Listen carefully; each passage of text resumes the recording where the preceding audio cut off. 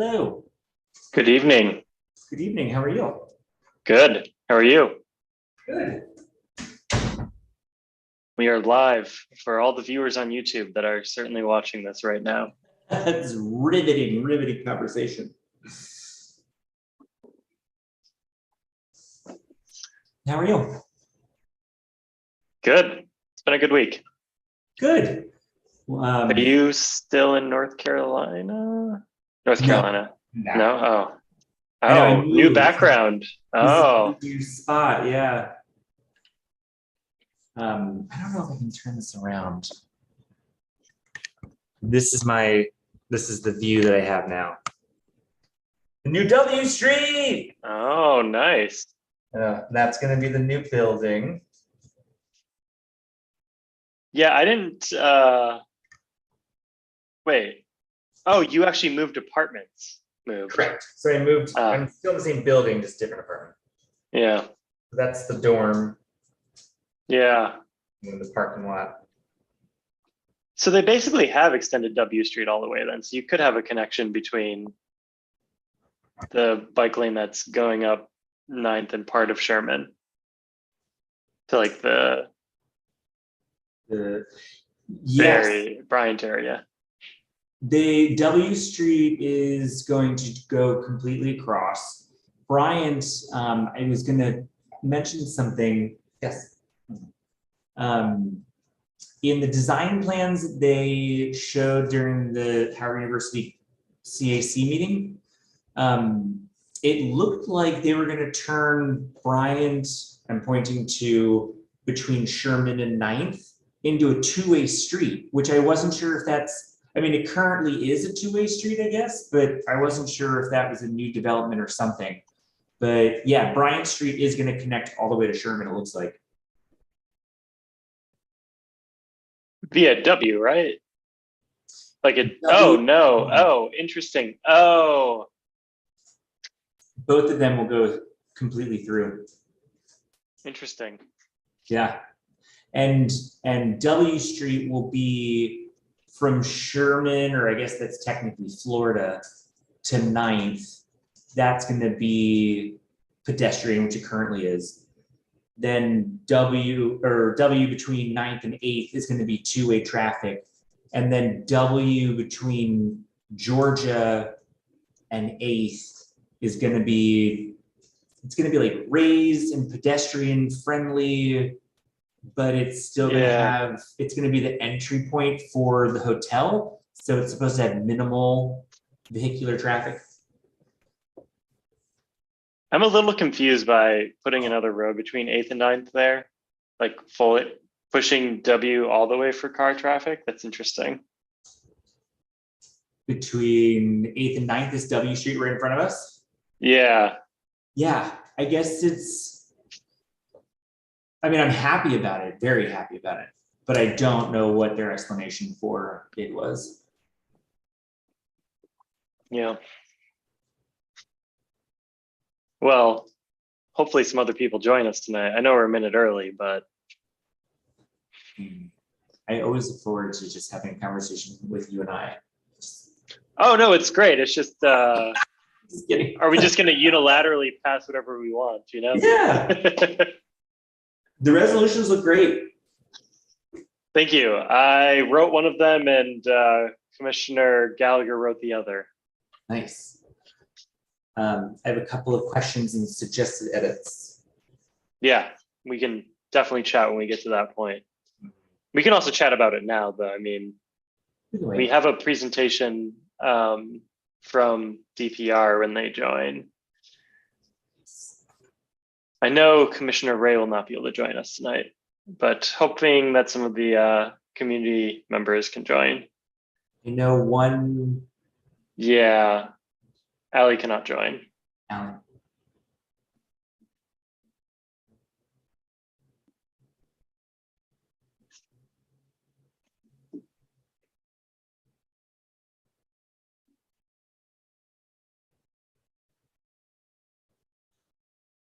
Is Brad going to join us?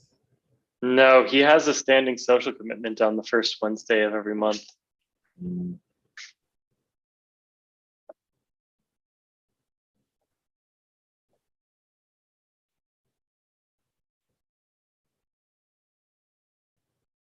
But I support the resolution that he wrote. I need a more catchy title, but Yeah. I've thought about getting into the backronym game and start putting really long titles so I can spell out something fun, but I don't know that it's worth it. Oh, I see community member Remington has joined us. I will promote her.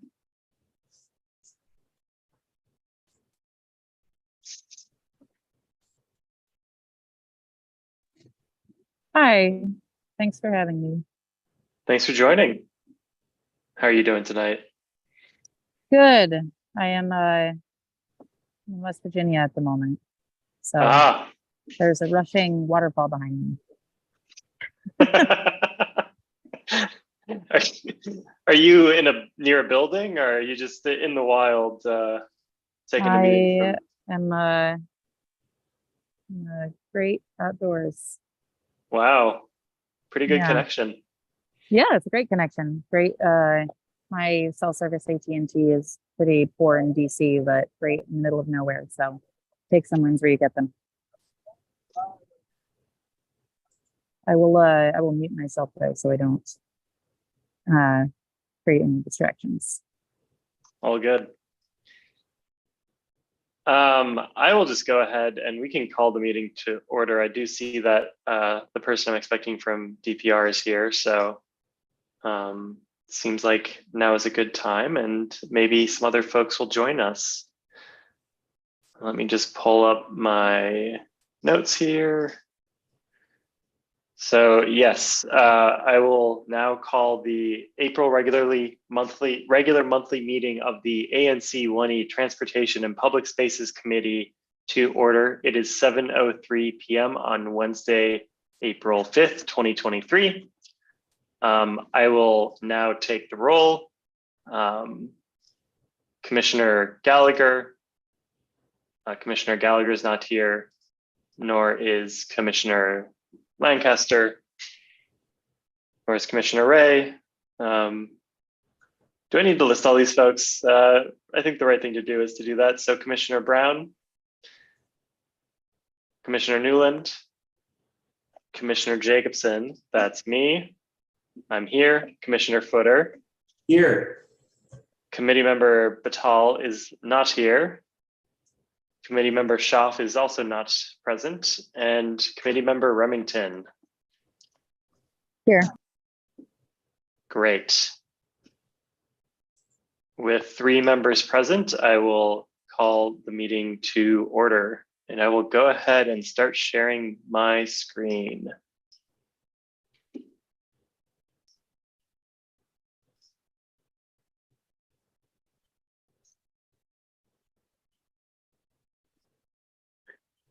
First item on the agenda is the approval of the March 2023 ANC 1E public meeting minutes, and that's on the consent agenda. Are there any other matters that folks would want to add to the consent agenda?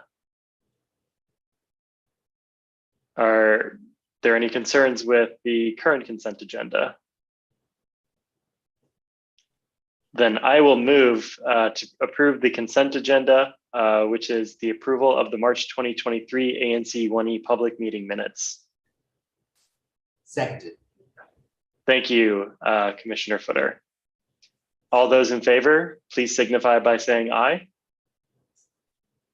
Aye. Aye. Aye.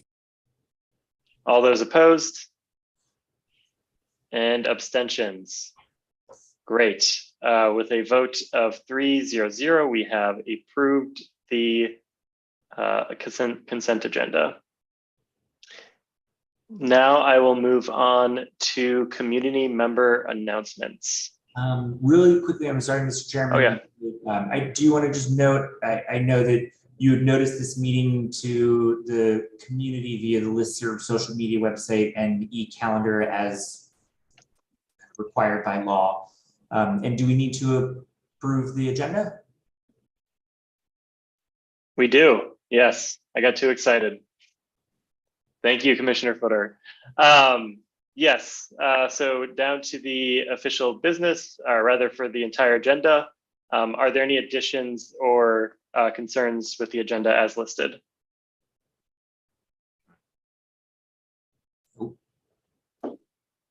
All right.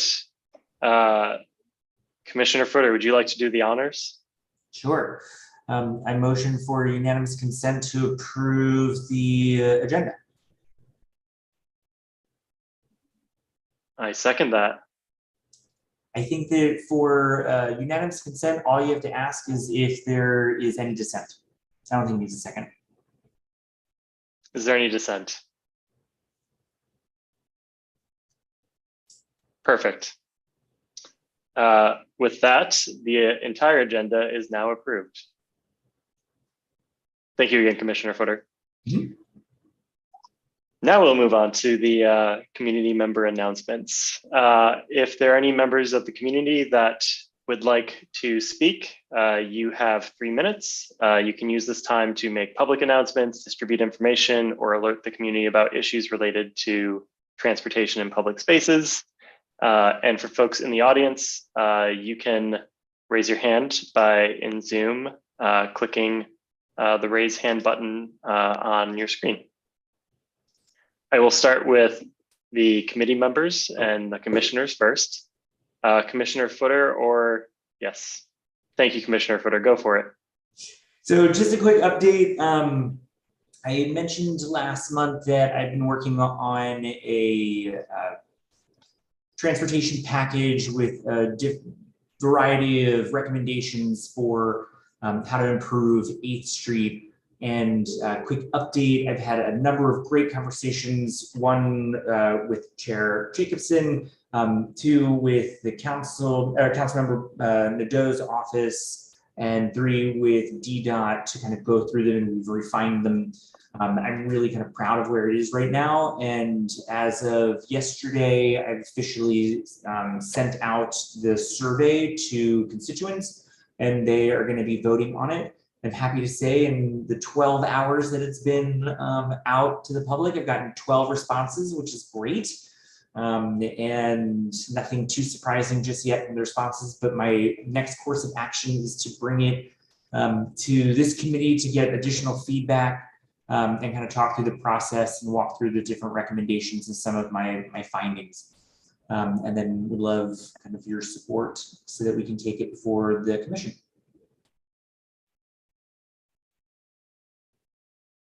That's it. Awesome. Thank you so much. And appreciate all the work that you've done on 8th Street. That's really coming along nice over there. So thanks for putting that package together. Yeah. Committee member Remington, did you have anything that you wanted to share? I do not. Great. And I do not see any attendees with their hands raised. I'll give folks another moment if they did have anything they wanted to raise, and then we'll move on.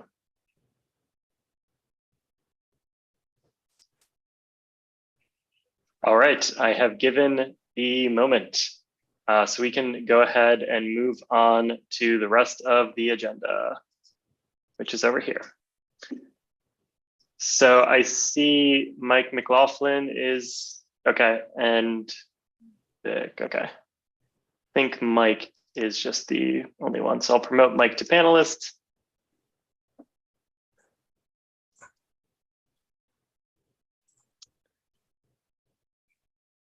And we will be talking about the recent Parkview playground closure. Mike, do you know if, or sorry, Mr. McLaughlin, do you know if Ivania, and I do not know how to pronounce her last name, but if they'll be joining us tonight? Mike is okay. Ivania may not be able to make it, but I'm planning to give the presentation, so we're good to go. Great. I will go ahead and stop sharing, and you can start sharing. Second.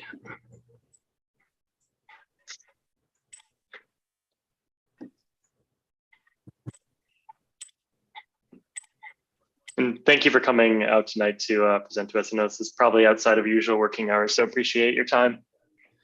Oh, no problem. I was at a community meeting last night. I'm at one tonight. It's kind of becoming the norm. All right. All right, so as you know, I'm Mike McLaughlin with the Department of General Services. Very happy to be here to share this information. I'm also happy to take questions at the end. I'll also share my email address if folks who are on the call or you commissioners want to ask follow-up questions. We can do it either way. The reason that I'm here is really to discuss newer proactive routine lead testing at recreation spaces. This is part of the Environmental Safety Amendment Act of 2020. So this is kind of our first true cycle of this work, and I joined DGS in January to help facilitate community engagement. So I'm the one person who does this for all 8 wards. And I can give a little bit more background on the legislation itself, who DGS is, and then we'll get into the specifics about Parkview. But I feel like it's a helpful foundation to just know about the agency a little bit more.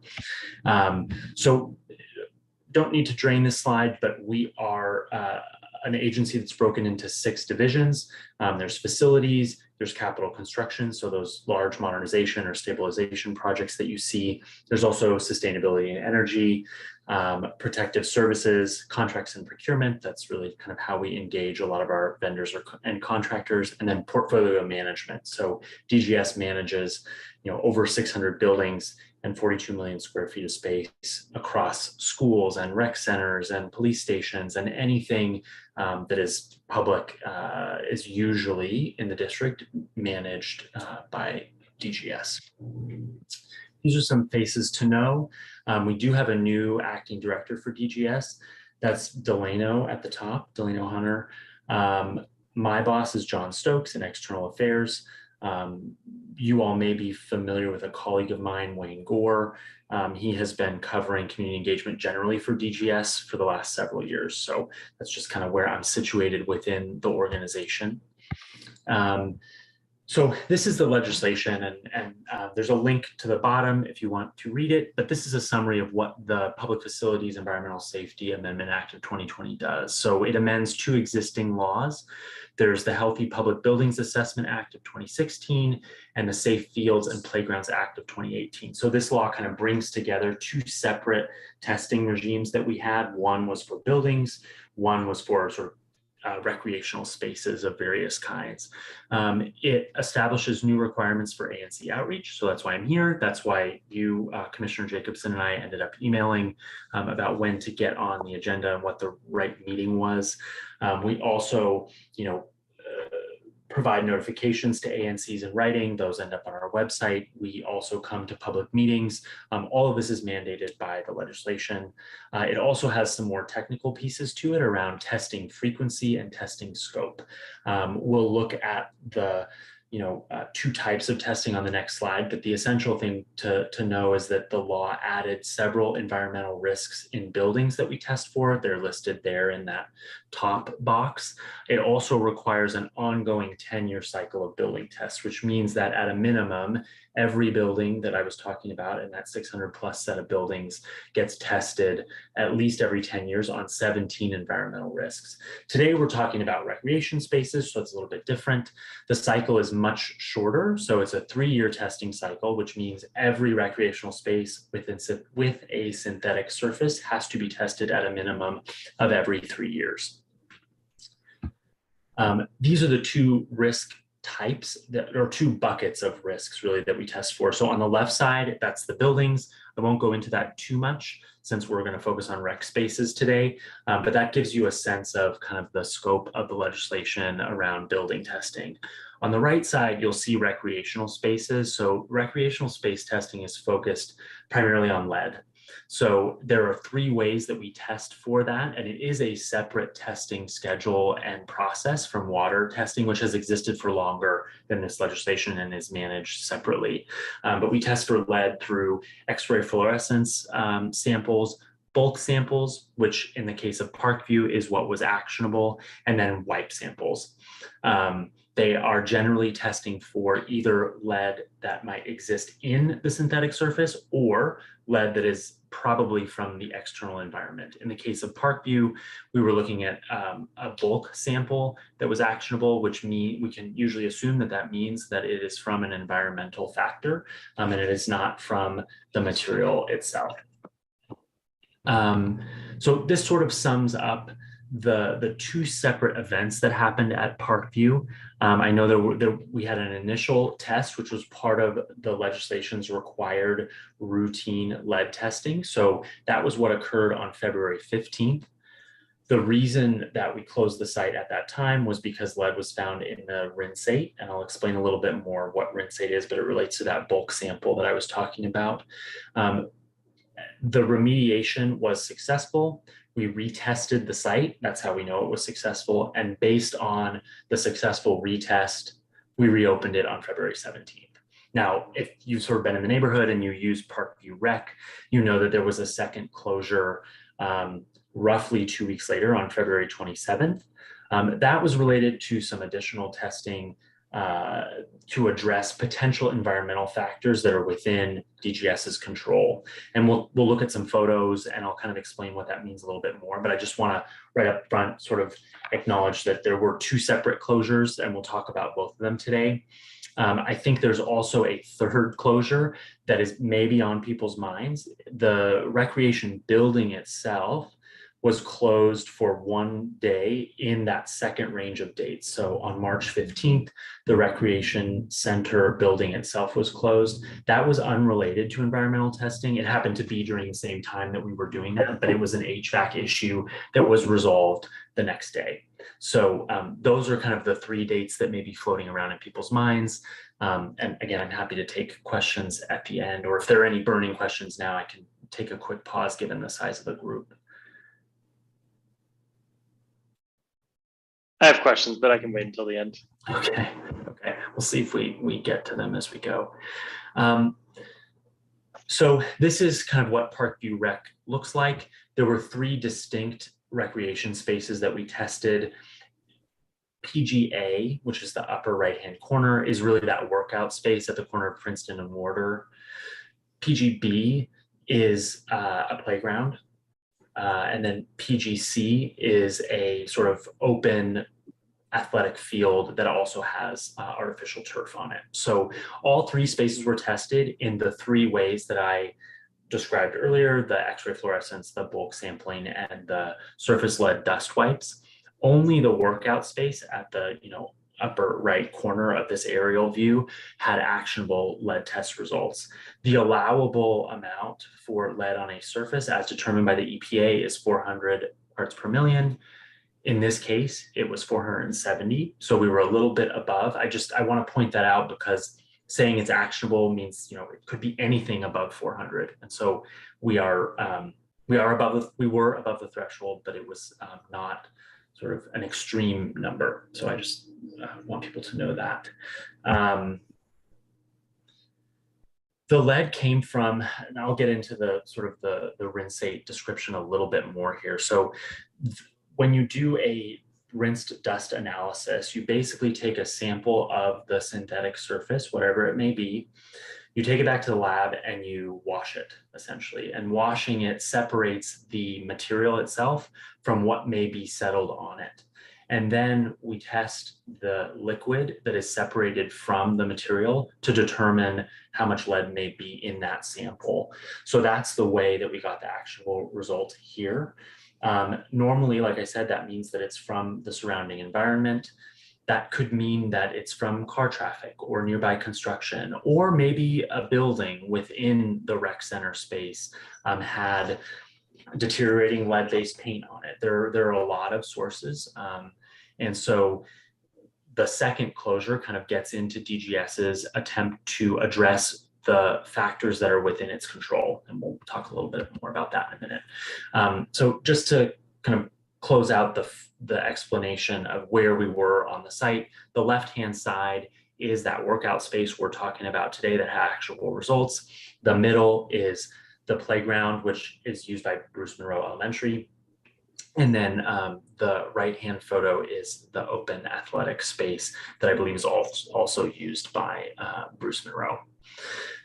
So once the actionable test result was received around the rinsate, we closed the site within 24 hours, then remediation occurs. So in this case, the space was washed with trisodium phosphate solution, and then it was HEPA vacuumed off. The reason that that is significant is when you wash something like this, there can be issues with runoff. We vacuum it to try to both capture the runoff before it enters other spaces, as well as to actually clean off the solution from the space itself. Then the space is retested. As I said, it received acceptable lead test results after the cleaning, and then it was reopened on February 17th. So this is where we get into the second closure, which occurred from February 27th to about March 21st. So what DGS did was we sort of inspected deteriorating paint around the site. So there were some fascia boards, there were posts, there were lots of sources of deteriorating paint. None of those sources tested positive for lead except for these handrails, which are what was pictured. So the site was closed again in order for that work to be conducted on the handrails. The reason for the prolonged closure was really in some ways administrative. So the initial lead test was under the Public Facilities Environmental Safety Act. The second batch of work, if you will, required a separate sort of approval and then scheduling with our vendor. And so that was the reason for the delay. And I do apologize that it went on for longer than we expected. And that's just why it was just a separate work order that needed to be managed that we didn't have as much foresight into. And so ultimately though, the handrails were scraped, all of the debris was cleaned up, they were repainted, and then not only the handrails were retested, but also the ground, right? Because there was sort of small scale construction, and so that can create debris and dust and things that could have an effect on the play space. And so all that work was conducted. We received acceptable retest results, and then the space was reopened on March 21st. So that sort of covers the events at Parkview related to the Public Facilities Act. This last slide is just a really quick summary. It kind of gives you an understanding of how we engage with the community. Like I said, within 24 hours of an actionable test result, a site is closed. For longer closures, typically we post detailed signage. In this case, the public facilities testing was fairly short. It was a few days that we were closed, so we were not required to post that lengthy or more descriptive signage. The second way we engage is the advisory neighborhood council notification that went out to ANC 1E. It's also posted on our website. You can see other letters that we posted for other ANCs. They're all there. In this case, also, there was a letter from DCPS to Bruce Monroe parents because some of the spaces there are used by the school. My understanding from the school is that this workout space is sort of off limits during recess, but after school, they may go there, right? The rules aren't the same after school. So that was why that the parents were also notified. And then that rectangle on the right side is really just how to get to kind of the Public Facilities Environmental Safety Amendment Act information on our website.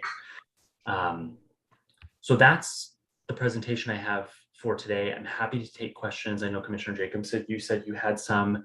Also, this is my contact information. I'm happy to take questions that way. Awesome. Well, thanks so much, Mike, for joining us and presenting. Appreciate your time. Apologies for saying that you're from DPR and you're actually from DGS, but I had a few questions, and I'll just ask one, and then let Commissioner Footer and committee member Remington also ask questions. The first one I had, are these synthetic surfaces mostly recycled tires, or what are they usually made out of? So I will flip back to a slide that has a little list. If you look at the right side on the bottom, there are several types of synthetic surfaces. And so it's not, so we test all of them. So it's not just the poured in place, I think is what you're thinking of, which is the tire rubber. There are multiple types of synthetic surface that we test. And this might be a more appropriate question for someone else, but since you're here, I'm going to ask it. Has there been much thought to moving away from these surfaces? Because I've heard a lot of complaints about just like as the summer gets very hot, these surfaces are pretty much unusable without people feeling like they're going to get burned. I have heard the same complaints. I think the best way to answer that is generally the move away from these surfaces occurs when a modernization occurs. So some general good news that I want to share about Parkview specifically is that it is on DPR's modernization list. We don't have an exact timeline for when that's going to happen, but that is usually the best way to have that conversation. So there's those sorts of modernizations are kicked off with a design process that involves community engagement. Normally they're socialized, like they're publicized at the center. Also, I believe that DPR uses Nextdoor to post the information. So they want to hear from the community about what materials they would like to see in the future. Because I think that these surfaces tend to have like 10 to 12-year lifespans. And so we're reaching that point, I think, with Parkview, particularly with this workout space. And so I think it's a good time to kind of reassess. Does that mean that these standards aren't these services aren't the typical standard going forward, or it just depends on community input? I would need to look into what sort of the Okay. standard is. I don't want to give you the wrong information. I think they're all still in use, but community input does have an influence. Got it. Thank you. I will stop asking questions for now. And Commissioner Footer, would you like to ask some questions? Yes. Mike, thank you so much for coming today. Honestly, you answered the majority of my questions. Two, really quickly, do you mind going back? You mentioned this, and so I don't want to ask it without reading it first. When was the last time before February that you guys had tested the facility for lead? So this was actually under the Public Facilities Act. This is the first time that we had tested it. So there is not a history yet at this site for this particular thing. There is, of course, lead and water tests posted back to 2016 and that sort of thing, but this is relatively new legislation. Okay, so there's no real kind of understanding of how long that lead might have been there. Yeah, this is a question that I get from time to time, and it's difficult to speculate as to how long it had been there. So then, do you mind going to the aerial view of the three testing sites? Sure. Yeah. So, and you said it's that the middle PGB as in boy, and it's the top. I think you said right corner. So the 7 around there. Yes. So the space that had actual results. Yes, it's the upper right corner. Awesome. So it looks like this is pretty well. I would say my apologies. So it's actually outside of that PGB space. They're using the playground acronym on this aerial view, but it was actually not in that box. It's the PGA box. If you're looking at a box, that's what was remediated. Gotcha. Okay. So PGA is where the positive test for 470. Yes. That's where that came in. Okay. So that is closer to the street. Do you guys do any kind of environmental, I don't know, not impact, but trying to find a cause when you know that it's something that would be more environmental? So that we can do it. We do them within the property, right? So that was that second inspection of the fascia boards and the pillars and the fence and all of the other painted surfaces near the playground. So that's usually the way that we do kind of a broader environmental assessment. I think maybe where you're going is like it's close to the road, and so there's traffic, and so that may be a contributor. I'm happy to check with our environmental health and safety team. I don't believe the scope of that secondary inspection work goes beyond kind of the site itself. And I guess the basis for my question is, if it is an environmental factor, is DGS doing anything to try and make sure that they're mitigating against future positive tests, knowing that it's coming from a potential construction zone? You know, is it something that's going to be a persistent issue, or is it something that's temporary?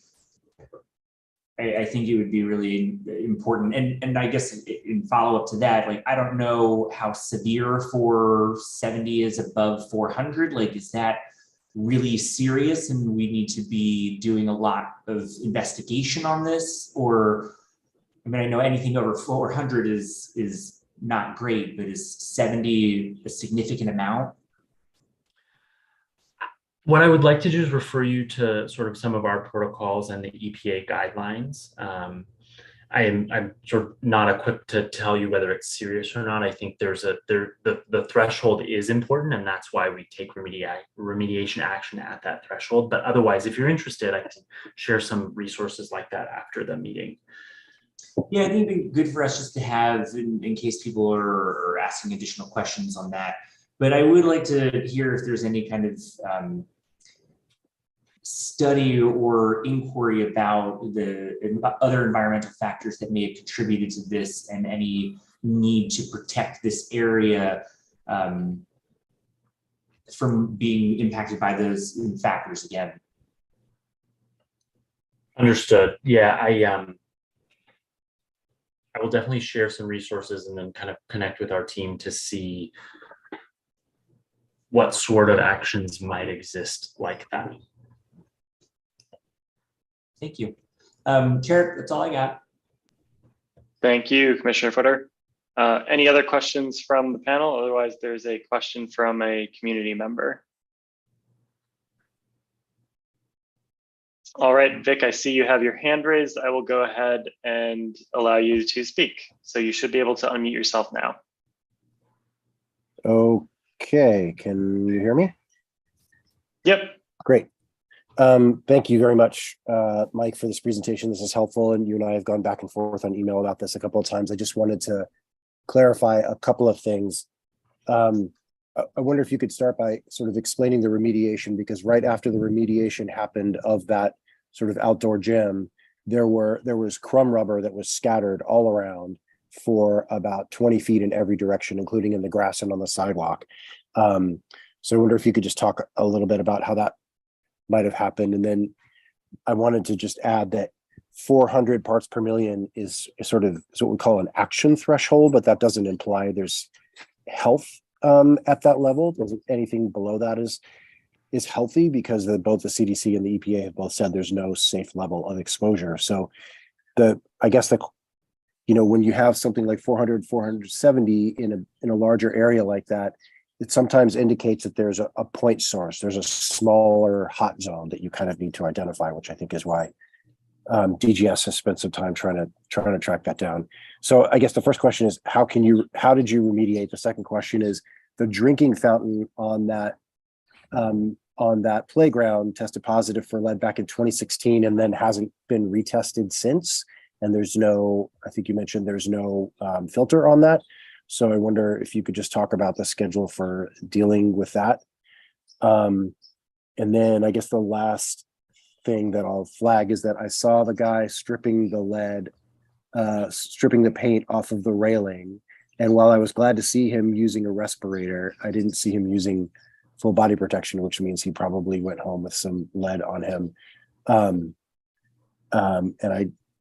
I was glad to hear that you retested the area, because I also didn't see him protecting the nearby grass or the concrete. So I just wanted to flag that for you to maybe have a conversation with your contractor for. But the questions are, how did the crumb rubber get scattered during the remediation, and how does that help? And then what's the plan for the drinking fountain?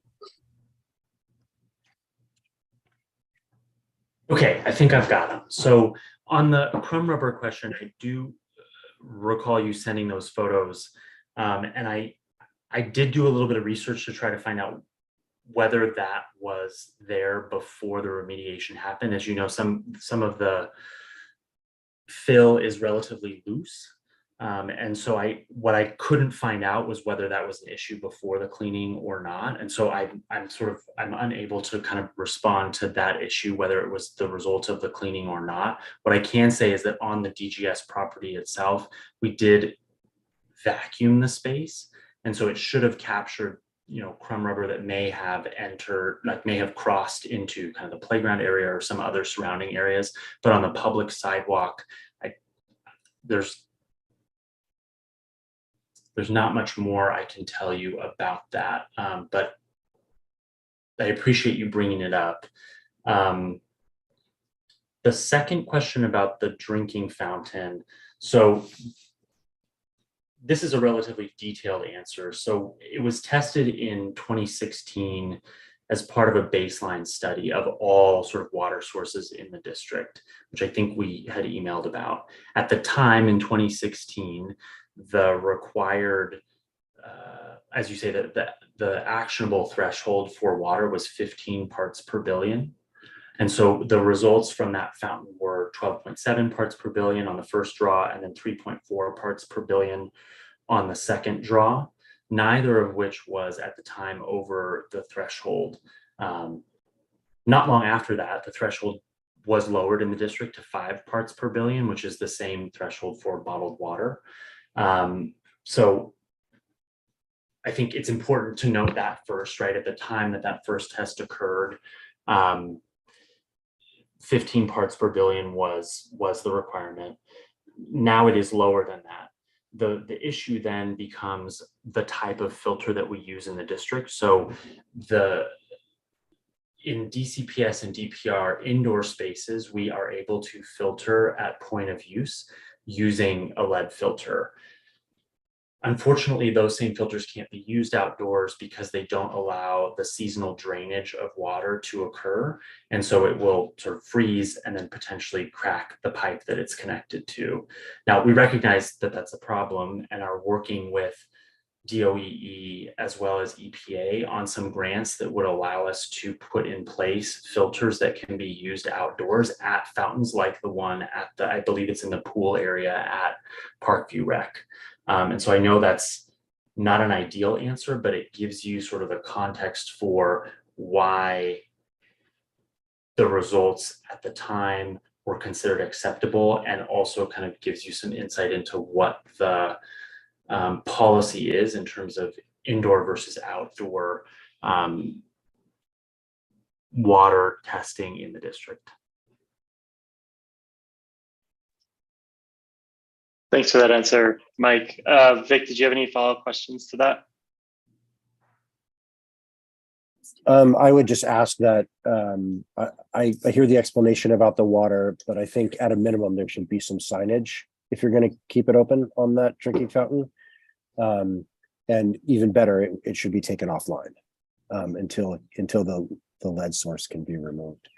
And then I just wanted to be very clear that sort of very even scattering of the chrome rubber was certainly not there before the remediation. I can't imagine what would have caused that scattering other than a systematic remediation, like sort of spray blasting, as I think it was described before. But anyway, I thank you very much for your time and for coming on here to talk to us, Mike. Absolutely. Thanks for coming. Yeah, thank you for joining us, Vic. I'm going to disable your talking now. And then I just had a couple of, we can make them quick questions and potentially need to be followed up via email. How can these fixed cycles be publicly tracked? Is there any sort of dashboard that DGS maintains that community members can look at, or any publicly available data sets on Open Data DC or anything like that? Yes, actually, I'm glad you asked. I meant to bring that up. So we are currently working on setting up a public dashboard. I don't know if anybody in this meeting has spent much time on DGS's website, but we have something similar related to work orders.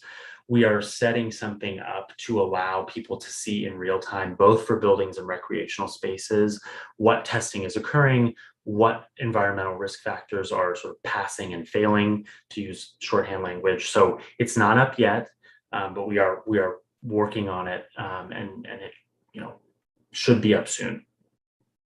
And I'm sure you don't have the answer to this, but any clue if that data set will be publicly available outside of that dashboard? I know that similar dashboard exists for work orders for, I think, DPS specifically, but there's no way that I can find that I can access the data outside of going and clicking around on that page. Understood. And that's a little technical. So let me see if I can Totally find out fair. from our Salesforce team. And yeah, I don't know how that's going to work. So I can definitely get back to you. Yeah, and while you're following up on that, my main ask to your Salesforce team, and I'd be happy to talk more specifics with them because I use Open Data DC a lot, is if we could get that published in an Open Data DC data set. And I would love if all work orders could be published that Open Data DC framework, but recognize that there might be more to it. But those are my main asks because I've had a lot of challenges with tracking work orders for other things related to parks, and it takes a lot of emailing. You are, I believe it was Wayne that I've been talking to in the past, and would just like to save you all some time if I could just go look it up myself, you know? Yeah, understood. Let's find out more. I'm also curious. Thanks, Mike. I don't think I have any other, I don't have any other questions. I'll give one final call for questions between Commissioner Footer and Committee Member Remington. And if they don't respond, I'll take that as a no. None for me. Perfect. Well, thank you again, Mike, for your time. Really appreciate it. And I'll be following up with some of those questions that I had afterward. So thanks again. Thanks, Commissioner. Appreciate it. I will change your role to attendee.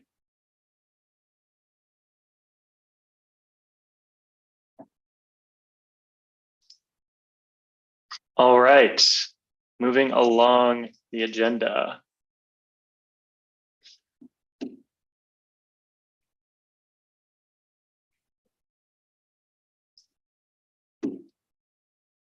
Okay, I hope folks can see my screen again. The next item on the agenda is 1E 2023-0401, a resolution requesting the release of the DC congestion pricing study. So these three names are folks that several folks recommended I include on the 2 line. So obviously Director Lott, who's the director of DDOT. Kevin Donahue is the, I think he's the city administrator. And I lost my notes on Cinda Bayers. Oh, she is part of DMWA, or the department, or the deputy mayor for operations and infrastructure.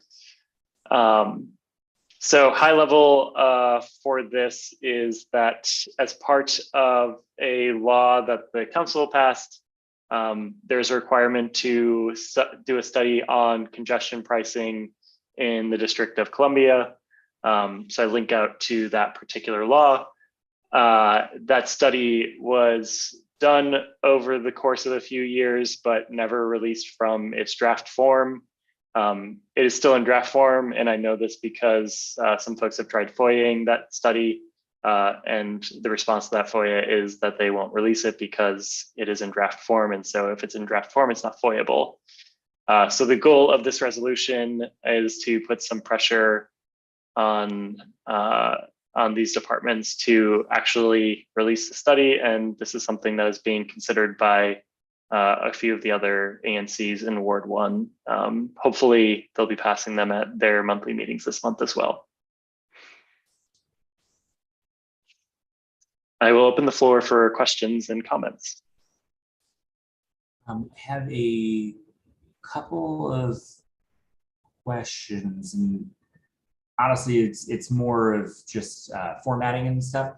The Dear Director, so that makes it more of a letter where when we do the resolutions, it has the whereas clauses, it doesn't have an opener like that. Do you want this to be more of a letter and we take out the whereas clauses, or do you want it to read more as a resolution and we take out the Dear Director piece? We can just keep it as a resolution, and I can remove the Dear Director, and these can just be the folks that we plan to send the resolution to if passed by the full ANC. And one thing that I noticed other ANCs do is at the bottom, they put like CC and they list all the individuals that they're sending it to. So maybe we can do that as an additional step. Yeah, that's a good idea. Do they do it after the be it further resolved piece or after the signatures usually? Well, I think it's after the signatures, but I'll double check. Okay, I'll just put that down in draft for now. And then it was little things, and I'm happy to go through and read it and make some of those edits if you'd like. For example, the first letter after whereas typically capitalized. In the third whereas there's a missing and. There we go. What else do you? What other feedback do you have? Have we asked why there's been a holdup for this to be published? My understanding is that they haven't released it because they think there are different. Well, no, actually, this is what was said at the oversight hearing for the council. They haven't released it because they think there are going to be differences after the pandemic. And so they are working with the contractor again to redo portions of the study. That contractor, though, has not heard anything about redoing any portion of the study. Would So, that, oh, go ahead. Would that be something that we would be interested in them? Like, is that something we want to advocate for? Like, given the different circumstances in the post-COVID-19 world, we ask that you complete any updates or further evaluation within 12 months, or to include it in the 2024 budget. Like, or do we think that's just a tactic and really that this is a set report and they just need to release it? My opinion is that it's just a tactic in the end, especially if the contractor they've worked with in the past has said that they have not been followed up on with any sort of request for making adjustments to this. And my other concern here would be redoing portions of the study would cost more money, and the city is trying to be budget conscious given potential economic headwinds that we've been that the council has been talking about, and that the city generally has been talking about. And then my final piece would just be, there are 2 or 3 clauses in here that are promoting that congestion pricing is something that we should kind of do. It's giving that impression. And I think that we're really interested in learning whether it's something we should do and not having a foregone conclusion. So I wonder if there's something in here saying that, we need this in order to, advocate if this is something we need to do. Like, we need to know the findings. And the example that I can give is congestion pricing is a proven strategy to reducing traffic congestion and encourage sustainable transportation and choice. So the next one, yes, it's true that London, Stockholm, and Singapore have all had positive impacts, but there are secondary negative impacts that that they did not, that they are starting to experience. Like, I think that the whole reason for having this was that so we could learn whether it's something that's appropriate for the city. And this kind of reads a little bit like it's a foregone conclusion. Yeah, that's fair. And all of your points are correct. I just wonder if there's like one other thing that we need to add, saying like the community is really interested in understanding if these positive effects will transfer to DC, something like that. I would be okay with a clause like that. Right? Yeah, because part of the reason that I put the pieces in it that lead you to think it's a foregone conclusion is that I want to give additional pressure that these are things that have worked out well potentially well for other cities. And so if they think it wouldn't work out well for DC, I would love to see the study that says that, or just like, I would just love to see what exactly their particular study has said. So maybe something like, whereas the community is interested in better understanding what the drafted study Findings, recommendations are. We can wordsmith some of this later, but yeah, I think that's appropriate. Cool. That's all that I got. Looks great. Thank you. And thanks for all your feedback. Appreciate it.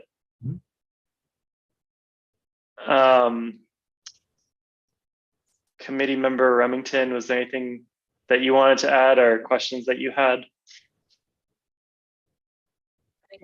There's nothing I wanted to add. I just wanted to vote in support of the resolution when that comes up. Would you like to make such a motion? Can I actually say one more thing? I'm so sorry. Oh, yes, go for it. Josh, I just wanted to commend you on the last clause here. I think that that's I'm glad that you added that. I think that's important. And I just wanted to say, like, thank you for making that a point. Now, Jess, please. Yes, though this does give me a question of, is this enough to be just in here? Or do we need a separate resolution for the automated traffic enforcement cameras? But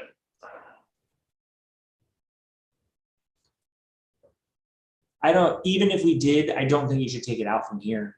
I think.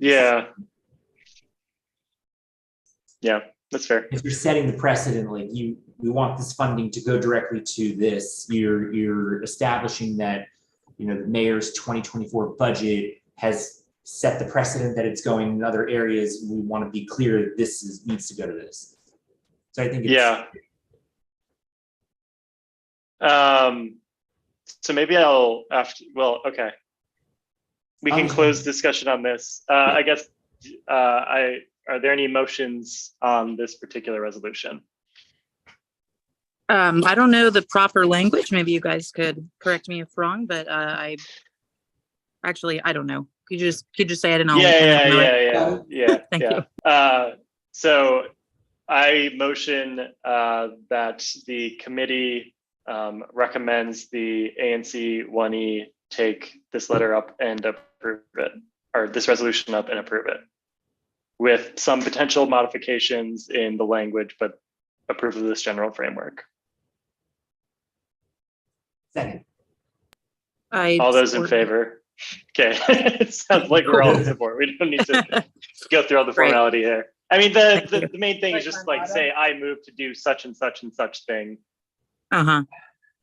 Okay. Awesome. Well, great. Thank you. Thanks, everyone. I guess we don't have to dig too deep in the weeds on this, but should we consider a resolution around the diversion of the ATE revenue? I think it'd be interesting to have that conversation, and now would be the time to do it. I don't think it would be too much of a lift, because I think that a lot of that, the resolution that the majority of ANCs signed on to, well, I shouldn't say that the other ANCs signed on to, we could leverage a lot of that. I put my name onto that, so I can say that I fully endorse that resolution. Yeah, you're talking about the sign-on letter that, yeah. Commissioner Kwan was sending out. Perfect. So I guess I will work on that as well for the overall ANC, and we can hopefully take that up at our monthly meeting later this month, assuming committee member Remington, you don't have any concerns with that.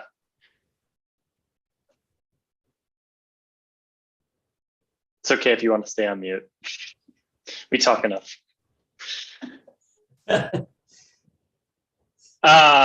The next resolution that we'll be reviewing is a resolution requesting consequences for dangerous driving. And I need a better name here, or I guess Commissioner Gallagher is the one who introduced this, so he needs a better name here. So open to suggestions. I love it. But the idea here is that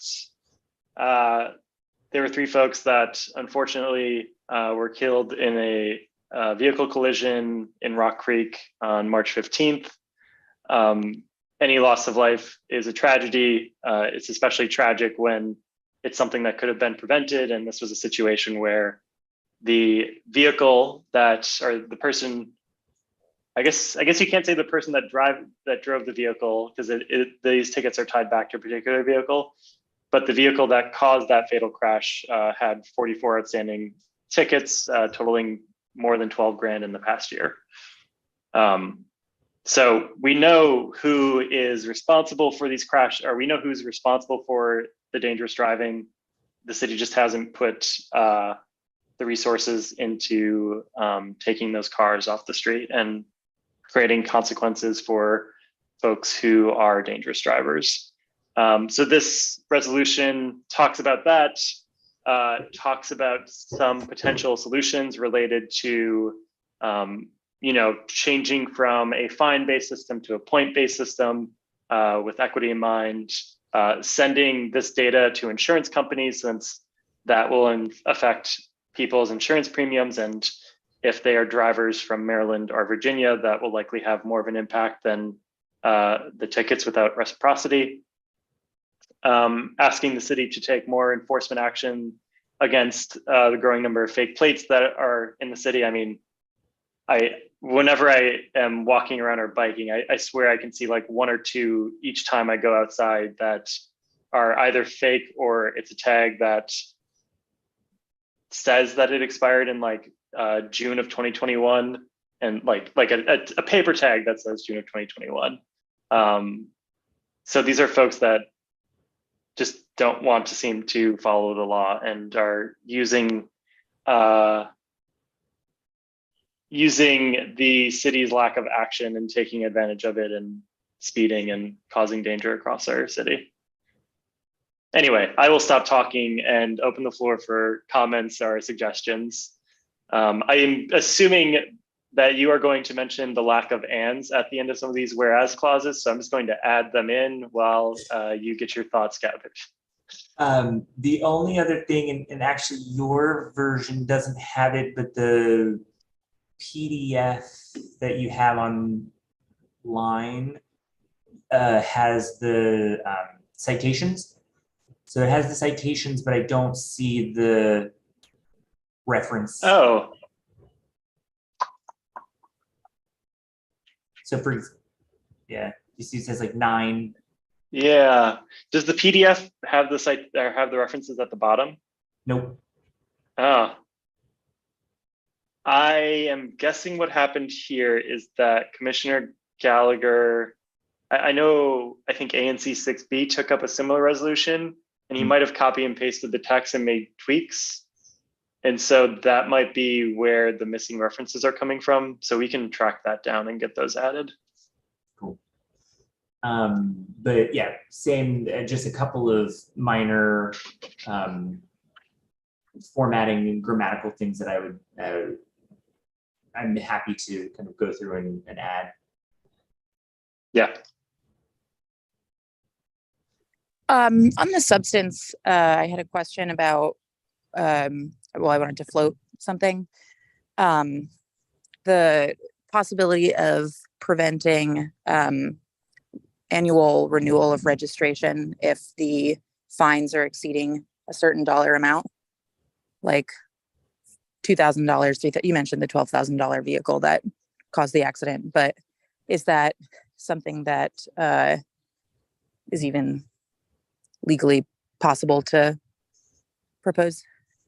My understanding, and I need to double check this, is that used to be a thing and the council removed that. So you could still renew after those fines. And so we could add it in here, but given that, let me just try to Google it quickly. But assuming that my recollection is correct, if the council did remove this in the past, it might be better just to focus the letter on things that the council maybe will consider, because they haven't. Yeah. They haven't at least taken a straight up or down vote on a lot of these particular pieces. Yeah, I mean, my question was just if you had background knowledge on the feasibility of that particular idea. So thank you. Commissioner Footer, do you remember? I'm sorry, sir. Do I remember what? The piece that, oh wait, no, okay, I found an article on this. The DC Council passed a law allowing drivers with unpaid tickets to renew their licenses.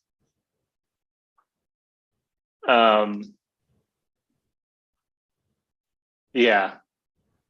So it previously was that residents who owed more than $100 were not able to renew a license. And the council, I do not see what the vote was. Do you remember some of that debate?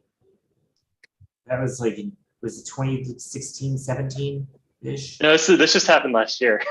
Oh, wow. July So of 2022.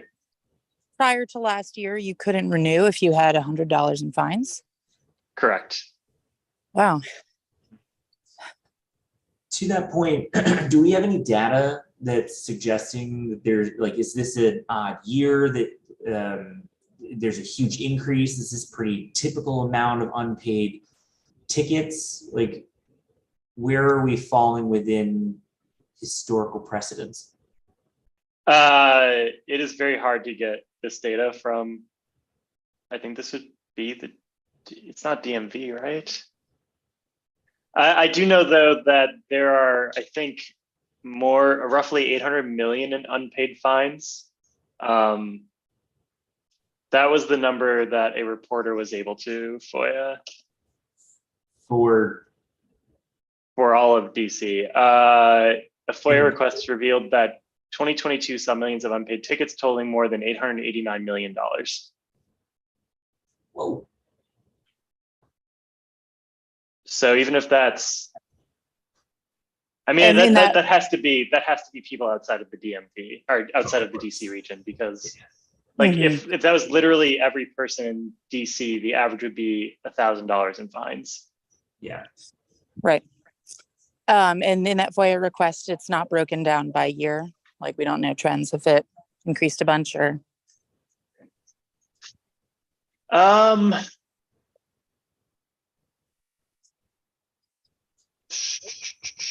I do not have that level of detail.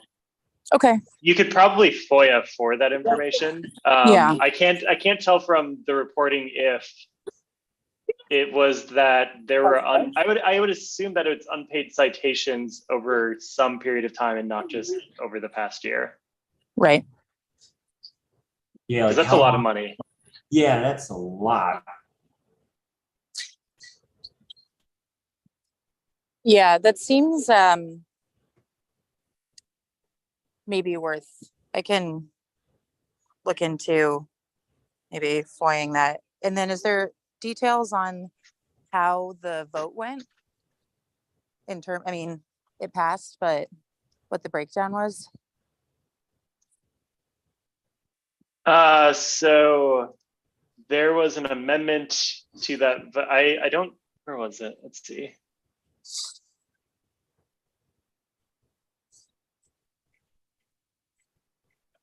I can't find it quickly, but there was an amendment to the bill that was proposed to address traffic safety concerns. I do not remember the specifics of it though, but it was something along the lines of figuring out ways to improve traffic safety, even with them removing this requirement of paying your fines. And that failed to pass in a 9-4 vote. Okay. Thank you. Yeah, so it doesn't seem worth adding to this resolution for these reasons, but I can look into some of the data more to see if there's a compelling case going forward for repealing that because, yeah, as you've laid out, this is a very serious problem, and it's pretty obscene to allow people with tens of thousands of dollars in unpaid tickets to renew their registration. Yeah. Yeah, and if you wanted to look more in depth on that, the reporter that did the initial FOIA, her name is Jess Arnold. I can send Thanks. you I her think I know her. Twitter. Oh, Okay. yeah. I'm Perfect. sure that they didn't do any kind of analysis or breakdown into who may owe these tickets, but I'd be very interested to see what this kind of socioeconomic impacts would be of this. Is this are there people that are being not targeted, but they are unable to pay some of these, and it just is racking up and we're penalizing people for something that, and I think that there's a lot that we can kind of learn from this, and I'm interested to hear like who's being most impacted by some of this stuff. Yeah, so I think some of that is fair because the fines escalate if you don't pay, right? So you'll have to pay double or something. I mean, I think like that could happen in some cases where someone, you know, they are usually a good driver and they speed and make a mistake and then they can't pay it, so then they have to pay more. I think when you get to the level that this person got to, though, very clearly not really caring about what they're doing. And I want to think about the danger that people are generally causing by speeding and driving recklessly. And I don't think I don't think you're speaking against that. I think what you're saying, though, makes sense. Like, do we think that there's a threshold of absolute like neglect and bad acting versus falling on hard times and needs additional support / time? Yeah, so that's why I think the point-based system is better, and maybe we need to update some of the language to push toward that. I know there are concerns with the point-based system because how do you know that the person driving the car is the person who the car is registered to? So maybe it's like a point-based system on a particular vehicle, but then does that, I mean, in the end, like you're probably going to have disparate impacts depending on exactly how you tweak the proposal. But I think like a point-based system combined with like forcing folks to go through remedial training, combined with potential reciprocity agreement, all those things together can help make it more equal.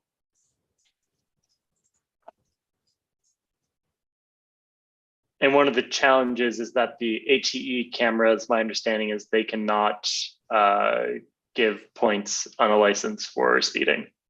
So it all has to come through like an actual traffic stop. And technically, you would need some sort of reciprocity agreement with other states for out-of-state drivers, right?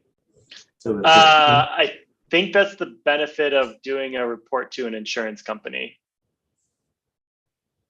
Because like we don't need reciprocity with Maryland to report someone to insurance companies for their poor driving and their dangerous driving, right? Like we could file a report with that insurance company and there's nothing that Maryland or Virginia could do about that. Is there precedent for that kind of activity? Do other states do that? I'm not sure off the top of my head. And are insurance companies like accepting of that kind of information? Like, do they know how to tie that? And like the point to the point system is to be able to kind of accumulate points and deduce how some sort of risk factor for you to be on the road, so that they can make sure that insurance is being kind of appropriately. And so is there a way that the insurance companies are going to know how to quantify this kind of information?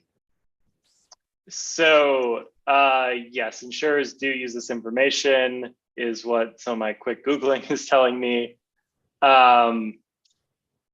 So it really just depends on the particular state. It looks like some states don't allow it, but what insurance companies will typically do is for the state that you are residing in, they will reach out to that state and get an updated report on any fines that you have. And so I think the benefit of us being proactive in that reporting is if a person's registered in Maryland or they're registered in Virginia, the insurance company might not reach out to us. Awesome. Gotcha. Reach out to DC. Cool. That's all that I got. Great. I did see, Jess, that you came off mute for a minute there. I think I may have talked over you. If you had anything else to say? That's okay. I don't remember at this time, but Sorry about that. it's fine. Okay. All right. Well, I am now accepting a motion on this particular resolution. So moved. Well, I guess the motion then is that we recommend the full ANC take up this resolution at the next monthly meeting and consider it for approval with some of the modifications that we talked about and wording changes and maybe a title change to something that's a little bit more, yeah, something that sounds better than this.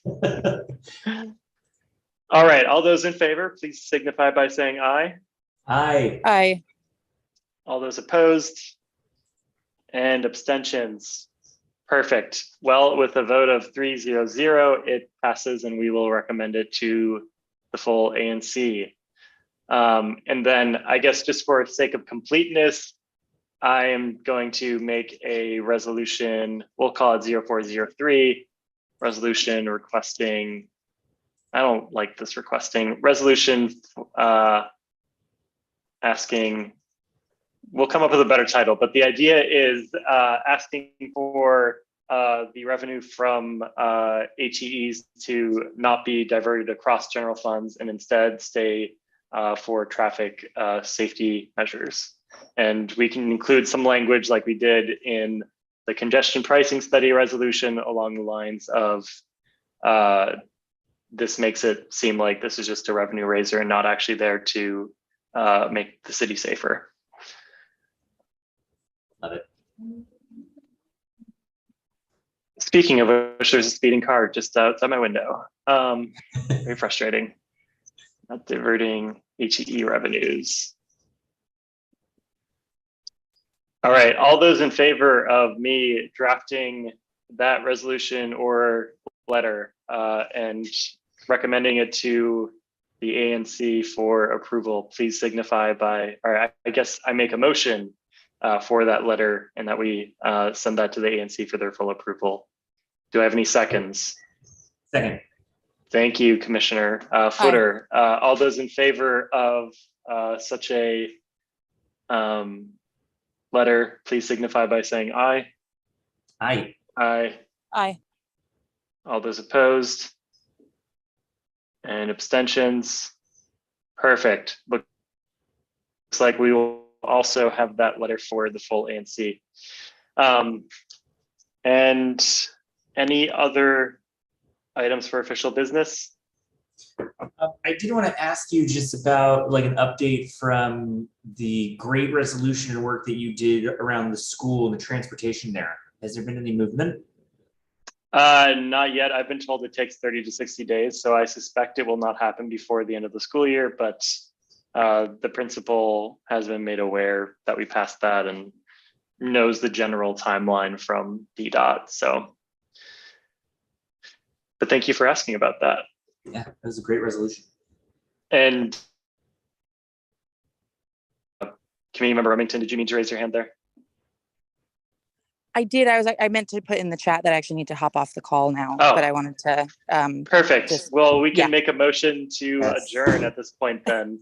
So moved. All right, we are adjourning Okay. at 8:15 p.m. Thanks, everyone. Have a good rest Thank of your day. you. Have a You great too. Wednesday. Bye all. Bye.